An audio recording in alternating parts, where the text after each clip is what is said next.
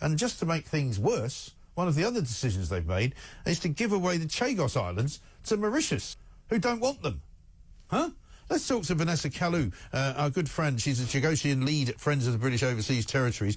Basically, Mauritius has now rejected the Chagos deal and said to Keir Starmer that they don't want to do the deal because it will not produce the benefits that they expected. Let's find out from Vanessa what's going on. Vanessa, very good morning to you. Good morning. Thank you for the opportunity again and the support. Not at all. Thanks for talking to us. I mean, Keir Starmer seems to be getting an awful lot wrong at the moment. He seems to have got this wrong as well. Yes, the Prime Minister in Mauritius, they rejected the treaty, but it's not over yet because they can do another treaty anytime. So that's what we want, is the UK should refuse further concession and stop negotiation, and that instead focusing of negotiation that island is for British sovereignty already, why they are still doing negotiation. So many UK Chagosian that are British citizens of moving from Mauritius to come to the UK, and there will be more than 300 people who will come, families who will come in March in the UK. The UK government need to focus to have a plan of relocation here in UK. If they can't do that, they need to send us back to the island. It's time that we go back to the island, Diego Garcia. Right. See, a lot of people say to me that this process of offloading the Chagos Islands, if you like, started a long time ago, and it wasn't just Labour's idea in the last 5 months. But nevertheless, you've always been quite clear, Vanessa, I think, with your organisation, that you want to be British, right?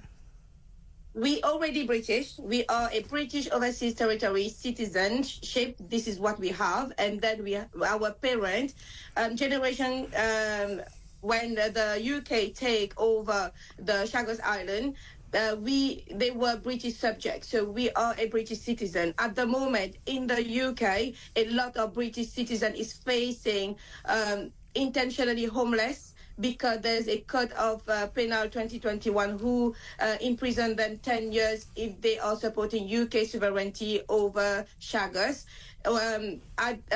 In local government like Crawley Council, they are not helpful at all. So if they are not help British citizen, that means all the British citizens, if they are is struggling in the UK. So British citizens need to be first in UK, and then look for other option for other citizenship. Right. And has your organisation heard anything at all from this government in the last few months?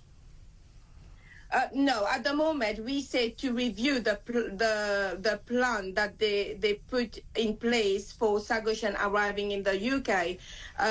They are just silent. It look like they have their agenda already, and they have their own plan. They are not listening to their public, and this is really, really concern. If a government is not listening to their public, there more of the people in British is telling them they need to look after British citizens first in their country. Yeah. And we are overseas territory that belong to UK.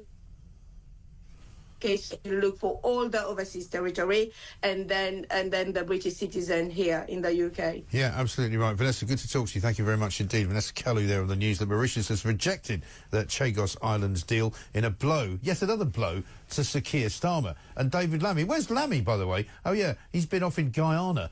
He's been off in Barbados, forging ties, more like forging my ties, I would imagine, in the old seaside, the beachside bar. Let's get a voice note from Phil. Morning, Mike. Phil from Hertfordshire. Keir Starmer is travelling around the world. He's a bit like Phileas Fogg, isn't he, really, trying to do it in 80 days. However, he's running out of places to go. So I think his next trip will be to China to see if he can catch a lift, to see if they can take him up to the space station or even dump him on the moon. He might even have a close encounter, taking into account all those mysterious drones in America. What's coming next? I remember that. I forgot the Close Encounters sound. We have to maybe we should do that every time we hear his name.